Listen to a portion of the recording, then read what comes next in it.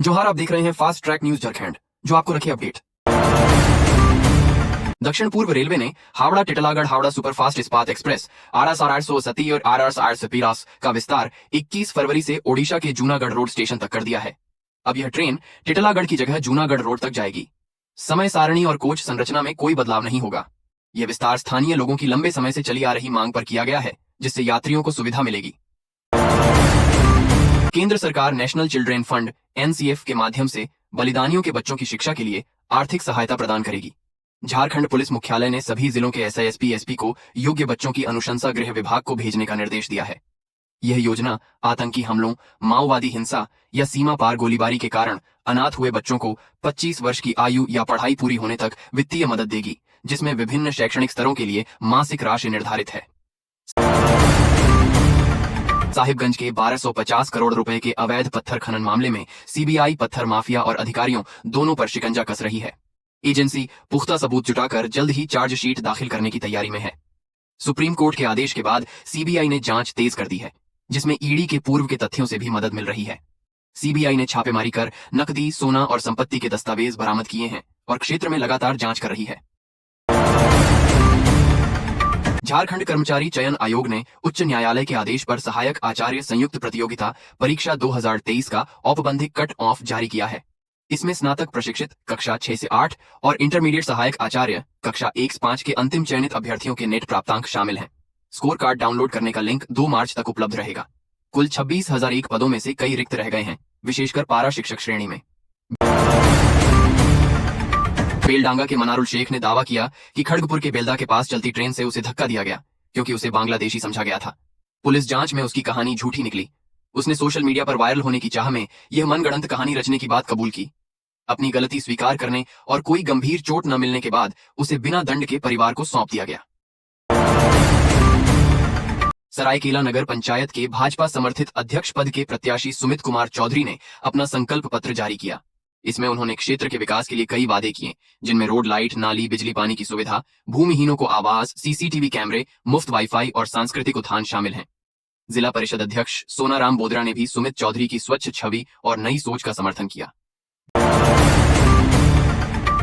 डुमरी विधायक जयराम महतो ने धनबाद के विकास में पूर्व मेयर चंद्रशेखर अग्रवाल के प्रयासों को सराहा, लेकिन अब युवाओं को कमान सौंपने की बात कही। साथ ही यह भी कहा कि अगर अग्रवाल फिर से मेयर बनते हैं तो उनका सहयोग करेंगे। रांची के पिपरवार में बच्चा चोर के शक में रामबली रजवार की बेरहमी से पिटाई की गई, जिससे उसकी मौत हो गई। पोस्टमार्टम रिपोर्ट में सिर और छाती पर गंभीर चोटों की पुष्टि हुई है। पुलिस ने उसे अस्पताल पहुंचाया था, लेकिन इलाज के दौरान उसकी मृत्यु हो गई। पुलिस घटना की जांच कर रही है और ग्रामीणों से अफवाहों से बचने की अपील की है। झारखंड विधानसभा का बजट सत्र 18 फरवरी से 19 मार्च तक चलेगा, जिसकी शुरुआत राज्यपाल के अभिभाषण से होगी। 17 फरवरी को सर्वदलीय बैठक निर्धारित है। इस बार सत्र नेशनल ई-विधान एप्लीकेशन नेवा के माध्यम से डिजिटल और पेपरलेस होगा। 24 फरवरी को आगामी वित्तीय वर्ष 2026-27 का आम बजट सदन में पेश किया जाएगा। सत्ता पक्ष अपनी उपलब्धियां बताएगा, जबकि विपक्ष सरकार को विभिन्न मुद्दों पर घेरेगा।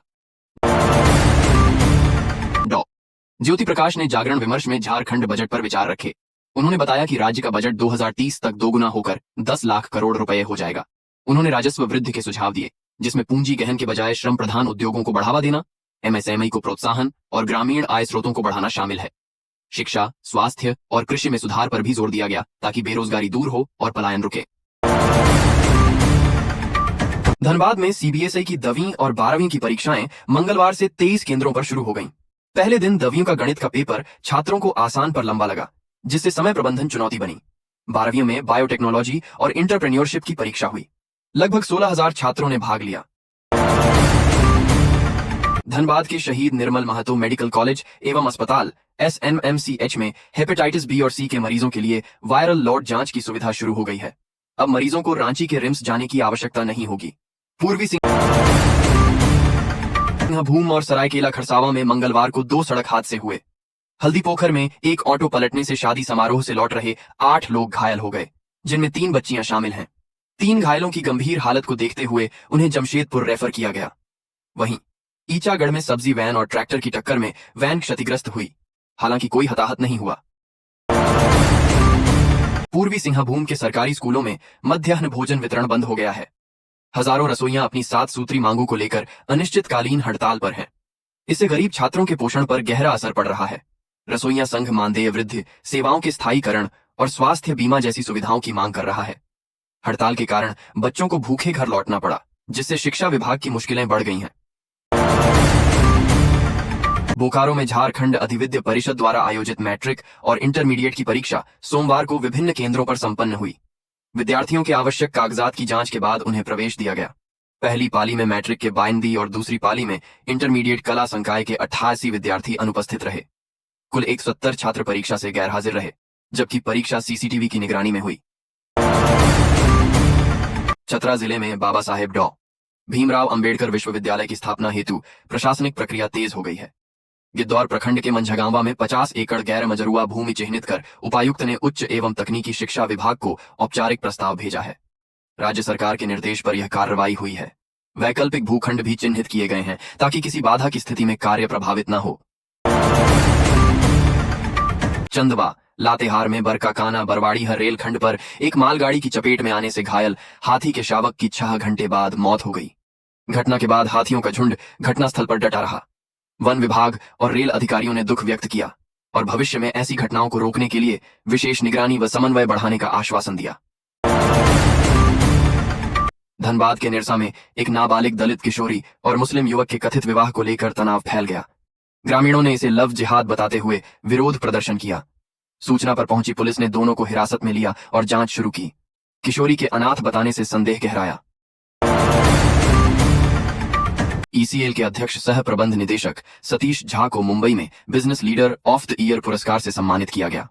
उन्हें यह सम्मान खनन और ऊर्जा क्षेत्र में उनके उत्कृष्ट नेतृत्व, रणनीतिक दूरदृष्टि और देश के औद्योगिक विकास में योगदान के लिए मिला। झारखंड और ओडिशा की 600 से अधिक ग्रामीण महिलाओं ने दिल्ली में इंडिया एआई इम्पैक्ट समिट 2026 में टाटा स्टील फाउंडेशन के सहयोग से एआई तकनीक सीखी। उन्होंने ऑनलाइन मार्केटिंग, उत्पाद डिजाइनिंग और सरकारी योजनाओं की जानकारी के लिए एआई का उपयोग करना सीखा।